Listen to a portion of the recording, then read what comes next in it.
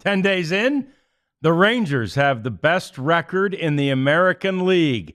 The American League West is almost as good as the National League West, but the Rangers top the AL. We've got the story and the chance of a sweep coming next on the DLLS Rangers podcast.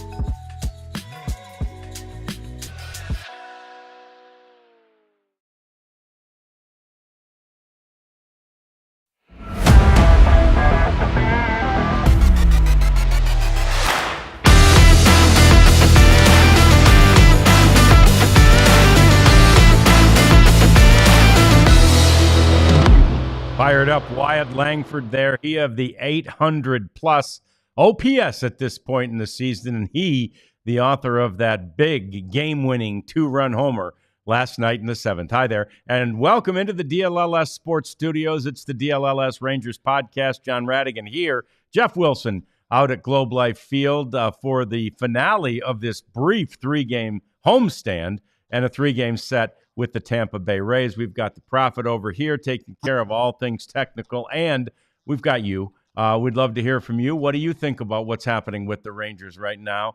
Jeff, at 7-2, most wins and best record in the American League. They've won 4 in a row. They feel pretty good about themselves. Well, they should, and this is you always want to get off to a fast start. You'd much rather be 7-2 than the poor old Braves or somebody like that.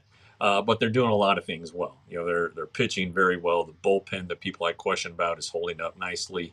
They aren't beating themselves as pitchers. Look at the walks to strikeout totals, especially in the wins. It's off the charts. And the offense seems to have kind of picked things up here the last couple nights. So this team has the makings to be very good. And through 9 games, hey, they're very good. Yeah, they really are. They're showing that they can win in a variety of ways. They had the 2 1-0 wins where they barely scratched out any offense in chilly Cincinnati, and then they've come back. And yeah, I think for what this offense is expected to be, and we figure it will be, I don't want to say the bats have exploded, Jeff, but they've certainly come alive. That 4-run inning on Friday night was great, inspired by the bottom of the order. And then, the guys at the top of the order came in and did what they do, right? You got the clutch hit from Marcus Semien that night. You got the clutch hit from Corey Seager that night. When those opportunities are sitting there, when those ducks are on the pond, Corey and Marcus are there to give you their best shot. Yeah, and I wrote today at DLLS.com about the offense, and the concern isn't so much with the top of the order, even though some fans may disagree with that. In the long run, Bruce Bochy believes that Corey Seager and Marcus Semien are going to hit based on their track records. Sure. These guys are terrific, and then it's the bottom of the order where the guys who are going to be platooning or haven't quite established themselves as offensive forces are they need to be the guys getting on base so that when they can flip the lineup, so that Semien and Seager can do what they did Friday night. You saw the Rangers score 4 runs in the first inning yesterday, and all 6 of the runs came on home runs. So within two innings of 2 games, you've seen how good the offense can be and how dynamic it can be. 1 through 9, there potentially isn't an easy out. Puts stress on the pitchers, and then the long ball's there. If they're not stringing hits together, they can run into one. And the difference in the game last night was that the Rangers took 6 walks. The Jacob deGrom didn't issue any. So the home runs, the one was a 2-run homer, sure, but he didn't beat himself, and the Rangers just haven't been beating themselves on the mound. Yeah, and Bruce Bochy was quick to point that out last night. It wasn't just some clutch hits to get guys on base in front of the Wyatt Langfords and the Jake Bergers of the world, each of whom had 2-run bombs. But those 6 walks help. They extend the lineup. They make the pitcher, get out of there sooner. Right, the starting pitcher. They're good at bats, and those are the kind of things you look for. Even if all 6 of them didn't score, those are the kind of things you look for to make sure that you're doing, your due diligence as a hitter at the plate, and you're having a good at bat. Yeah, you saw Simeon had a 10-pitch at bat Friday night, Yeah. and it's only the second time in his career he's done that. A lot of these guys will hunt the first good pitch that they see. I mean, look at Corey Seager. How often does he swing at the first pitch? More than anybody in baseball, basically. Yeah. So, but there are times, though. I mean, he took a walk last night. There are times when they can battle, they can extend an at bat, and do some good things. Marcus hit a home run, a leadoff home run last night, but it was kind of deep into the count. And so. And another thing, attack early if you can, because starting pitchers are trying to settle in and might not have a rhythm yet. Get them while the getting's good, and what you saw in Cincinnati with the 2 1-0 games. First time it's ever been done in Rangers history, by the way. It's just not characteristic of the offense and what they think the offense is going to be. But we're only 10 games in. It's one game of the NFL season is what these 10 games basically equate to, and the Rangers are winning. The Rangers are 1-0 in an NFL season. Yeah, that's a good way to put it. And you mentioned the 4-run inning last night, and that was the first. They had a 4-run inning on Friday night too. And again, you'd love to have more than one 4-run inning in each of the games, but 4-run innings generally set you up with a lead, and they have. Yeah, and then the bullpen's been good enough to hang on each night. The Rangers have tacked on a little bit with the Smith homer Friday, and then Langford with his big home run to break the tie last night. So you can't quit. You still got to play the game. You still have to keep the pressure on the opposing pitchers. And look, these Rays guys, you may have never heard of them, but they're outstanding. The guy that Langford took deep throws 100 plus from the left side. I mean, it's just nasty stuff, and not many guys can do with it what Langford did with it.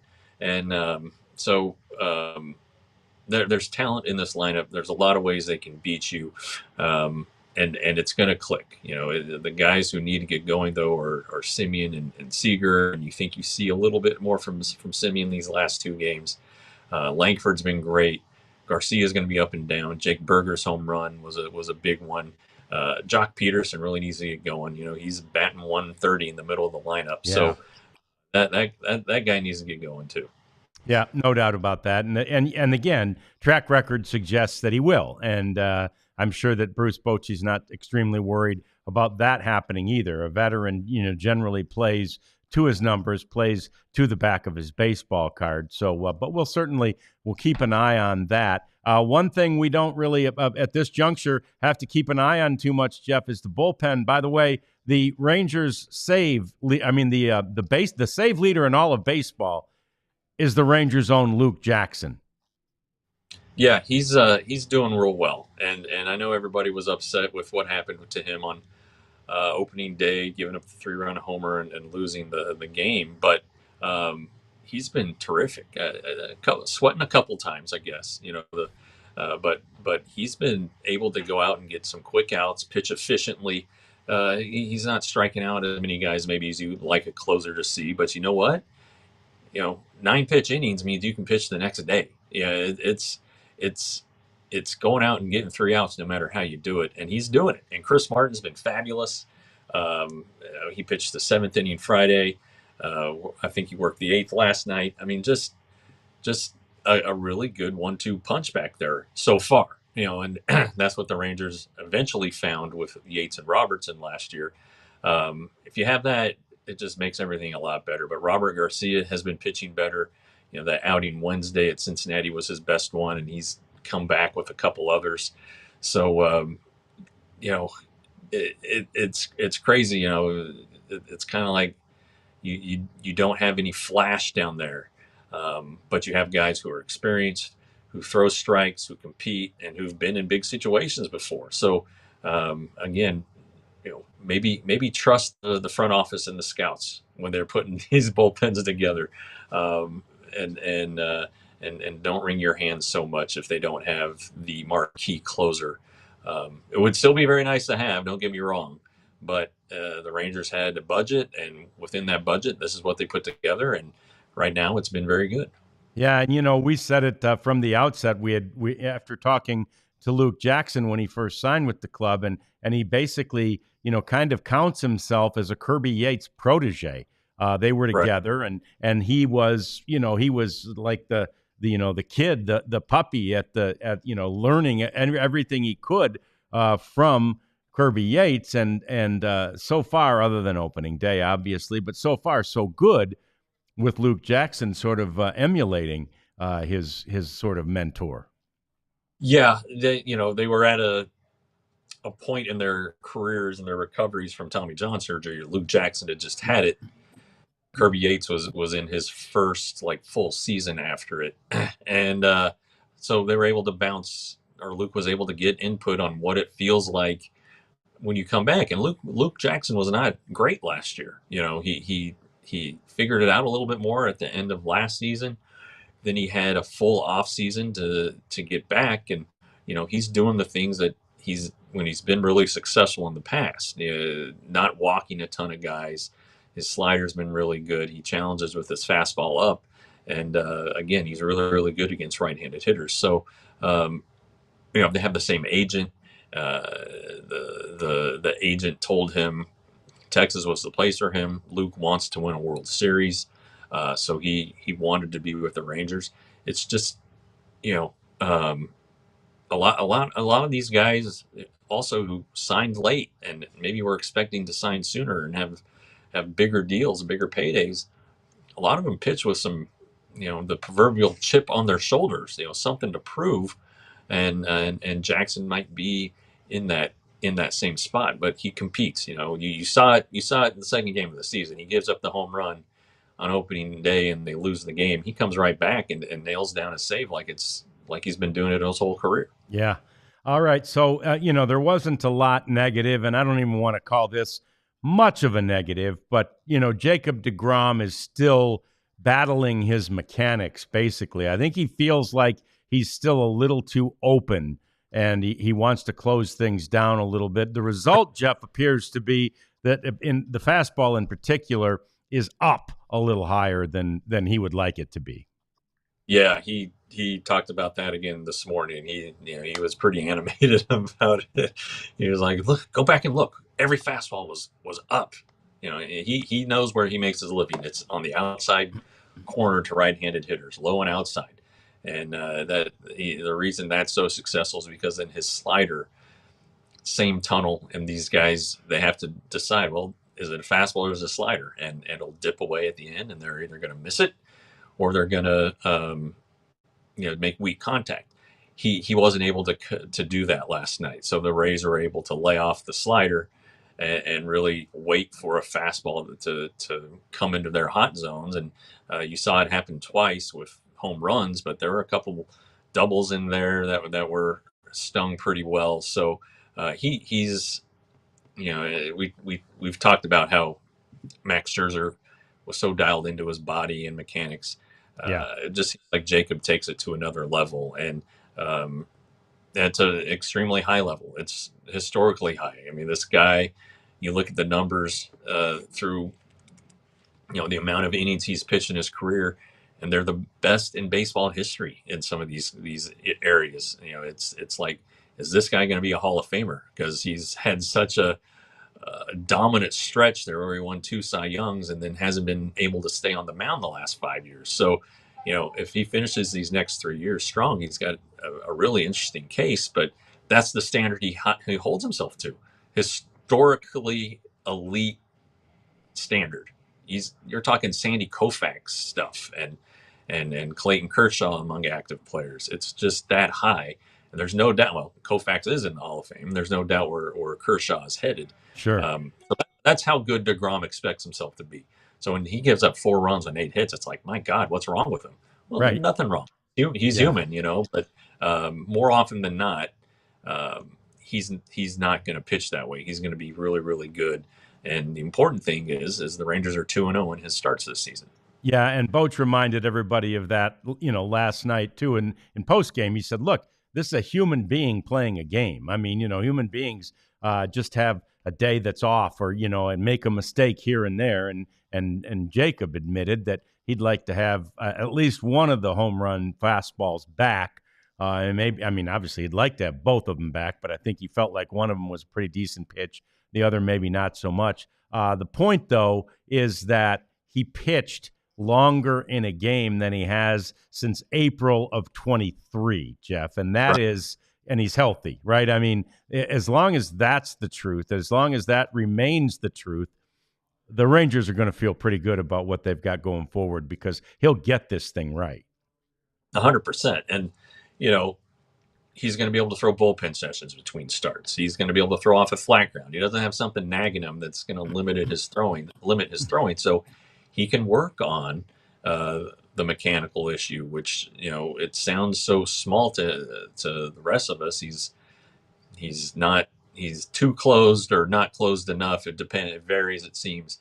But today he was demonstrating again how his front shoulder kind of hunches down, which just throws everything off. So if he's a little more upright, then that's all it takes. But it's just being able to repeat that and feel it when you're in the moment.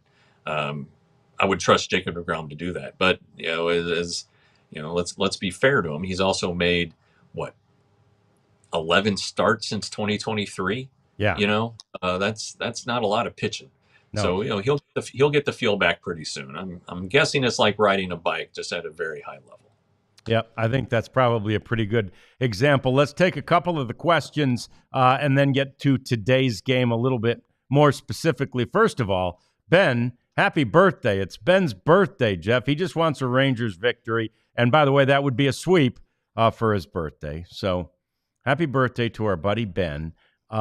Is Wyatt going to get a long-term extension anytime soon, Natalie asks. Jeff, it's not something the Rangers have done a ton of with this ownership group. Plenty of other teams do it. We haven't seen it a lot. What do you think? Well, and really the Rangers don't do these things in season.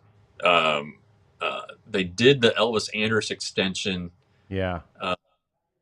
Like the second day of the season. So they had made enough headway during spring training to get it done. There was the Odor extension that was done early in the season, maybe even in the off season. It's kind of foggy. I've tried to forget that one. But like Kinsler had an extension in 08 in spring training. Derek Holland signed his extension in spring training. It's just kind of modus operandi. Now that was John Daniels, who's here this week with the Rays. And it's always good to see our buddy JD, who came on our show and is still in the area and still really friendly with all these Rangers folks. He and Chris Young talk regularly. My point being, though, maybe Chris Young operates a little differently. It's just kind of a, with the CBA coming up here after next season. What's that going to look like? Is there going to be a stoppage? What happens on the backside of it? Is there going to be more of a salary cap type structure in place? I don't know, but I think the belief is that Wyatt Langford's a superstar, so you might as well go ahead and get your superstar all locked up. Yeah, it sure would be nice to see, and I think everybody in the organization believes that. And, Jake Berger, interviewed after the game yesterday, said Wyatt can step up there, and it doesn't matter if the guy's throwing 150, which I don't think we've seen yet. But he said it doesn't matter if the guy's throwing 150. Wyatt could get that big hit, and he certainly did in last night's game. And like we say, he's just doing a great job in all offensive categories. He's hitting like a third place hitter hits so far this season, and that's a guy who's just in his second year, Jeff. But that's that second and third, but that third spot in the batting order is arguably the one, right? It's the spot. Yeah, it used to be. It depends. There's the thinking that the number two hitter will get an extra at bat more often than the number three hitter. Okay, but you don't want me in the three hole. You want somebody who's going to Yeah, be dynamic and drive the ball. And then Wyatt, you throw in his speed. He stole a base the other night. He can score from first on a double. He can take a bag easily and score from second on a. Really, you don't have to hit it very far. He's so fast. So he's just a special talent. His makeup and mentality are just a little bit different. It's not like he's aloof, but it's like he's not aware of maybe what he's doing, or at least he yeah, doesn't put on that what he's doing is so impressive and really something that could be really good in the major leagues for a lot of years. So chalk it up to being humble and hardworking, maybe, but it's good. And I'm with you, Natalie. Get him signed, get him locked up, give him 10 years and 200 million. yeah, Just do it. Yeah. yeah, yeah. It's not going to get anything but more expensive. There's no doubt about that. Yuta Right. wonders, can we call up Teodo soon? He's been very good at AAA. My thought is not yet. A, the Rangers don't need him yet, and B, it doesn't hurt him to become even better at AAA. And then C, we're not even sure he's going to be a relief pitcher, right? But at this point, we just don't know if he's fish or fowl, right? Relief or starter, Jeff. Right. Yeah. No, I think it's the Rangers want to see a little bit more of it, but he's definitely on their radar. It came up in a conversation I had yesterday with a club official. They are, and I didn't ask about it. It was volunteered, so it's been electric. It was very, very good in spring training, but let's keep in mind too, it's still early. Maybe let him, maybe give him a new challenge where he pitches a little more frequently. And give him a test, see how his arm bounces back, see how his performance bounces back after the shorter rest. And but it's on the radar. He's on the 40-man roster, which will make things a lot easier if somebody's needed. The bullpen probably has been overworked. If we're being honest. If you call him up, you probably want him to pitch more than Yerson Garabito has pitched, probably more than Mark Church has pitched, honestly, more than Obi Milner has pitched. Yeah. Milner's in a different situation with his contract, but I think it's becoming a front burner issue because he's making it an issue by how well he's performing. Yeah, it's a good point. All right, so let's look at the lead story of today's game, and I guess the lead could be the sweep, but it's the pitching matchup in a way becomes the focus, Jeff, because Kumar Rocker, it just really needs for him, even more so than for the team, I guess, at this juncture. The team's already won this series, but for him, he needs to get a good start out there. Yes, he does. What he did Monday in Cincinnati isn't going to cut it. And we talked to Bruce Bochy about it today, and Kumar said in the moment afterward that he relied on his fastball too much. He was too predictable. Another issue is the command. I mean, you can throw a lot of fastballs, and if they're good fastballs, good quality strikes, they're not going to get as hard as they did by the Reds. There were pitches that were down the middle. All right, anybody can hit that. Anybody in the major leagues can hit that pitch. So I would expect though that he throws more breaking balls early on today. Maybe pitches a little bit backwards, as they say. But he needs to be able to command them both. I mean, these Rays hitters are good. There are no big names in this lineup at all, but they're smart. They're good at what they do. A lot of them are platoon guys or specialists. A lot of guys who are young hitters who are trying to, prove something, and really they're going to make or break the Rays' success this year. If these young guys can hit, including Junior, we'll just call him Junior. I'm slipping on his last name. I just don't want to try to butcher it. Yeah. The third baseman Candelario. Um, if he's the player that they think he can be, the Rays will be that much better. But they need these young hitters to come through. And if you look at the game last night, they didn't have any problems with Jacob deGrom, even on an off night. That guy's usually pretty good. Yeah. Brandon Lau's been really, really good. He's one of their steady guys, but still not great against left-handers. So, there you go. Yeah. Yeah. And so that's the challenge, today for Kumar Rocker is, to face again, the line there, Jeff, is that they're major leaguers. I mean, you're facing major league hitters, and there's been a pretty sharp distinction, I think, in what we've seen from Kumar, both in spring training and certainly last year, between dominating minor league guys and not having nearly as much success against major league guys. Yeah, the major league hitters are just more disciplined. They know the strike zone better. They know their strengths better. And when they recognize a pitch that's going to be a mistake, they're going to take a big hack at it. And, look, Ellie De La Cruz might have had the torpedo bat the other night against Kumar.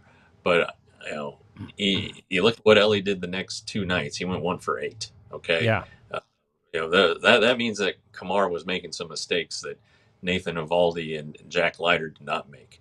So, it's just a different game. And, but, in fairness to Kumar, he's had time to work on his mechanics and command and fine tuning those things. So, we'll see what happens here today. But, Tyler Mahle rebounded and did well Friday night. Kumar needs to at least match that.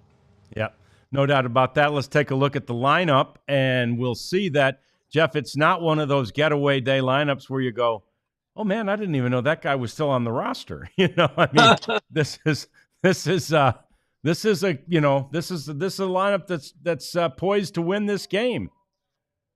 Yeah, this is 1A, I guess, or 1B, right. However you look at it, without depending on the catcher. Yep. And you'd like Josh Young back, and he's going to come back Tuesday. This is good stuff. But yeah, I thought maybe Pilar could get a start, but the Rangers want to go out there with Taveras, and I'm not sure who the Cubs are throwing. Well, I have it right here. Let's take a look. Two lefties. So Pilar's going to play a lot. Yep. Against the Cubs at Wrigley Field. So Peterson will probably be down. It'll be interesting, with when Young does come back Tuesday, how they're going to try to find at bats for Josh Smith, who's been really, really good. So and they're going to do it. They love the bat. They could, guys are going to get days off. I think. I think that's the biggest benefit of having Josh Smith, is that guys can get days off or DH days. I wouldn't be surprised if one of these days, when Seager is out of the lineup, or I'm sorry, when Peterson's out of the lineup against a lefty, maybe Seager gets a DH day. Maybe Wednesday they could pencil that. Maybe Simeon gets a day off here. Once everybody's back and at full strength. So a chance for Pilar this week, and I think that's probably why you saw Taveras in center today, and for all 3 games this series. Yeah, and so is the plan for Josh Young to play again today or not? He's going up to Frisco to get some time at third. He did well last night in his at bats. He had a two-run hit. The bats apparently were very good against Lance McCullers Jr. too. By the way, because he was Corpus, the Astros affiliate. So he's going to play. He's not going to play a full game. He doesn't have to fly Chicago on his own. He's going to go ahead and get on the charter. But he was at the ballpark this morning, and he's already left for Frisco. Very good. So we'll see him back in the lineup on Tuesday in Chicago. He'll fly with the team, and they might well be flying after a sweep. That's the goal today as the Rangers take on the Tampa Bay Rays one more time in this 3-game series. We come back with you after this game and bring you a complete post-game wrap-up. After the game, 10 or 15 minutes after the game, it'll be the DLLS Rangers post-game. We'll see you then. We all silly like the mayor.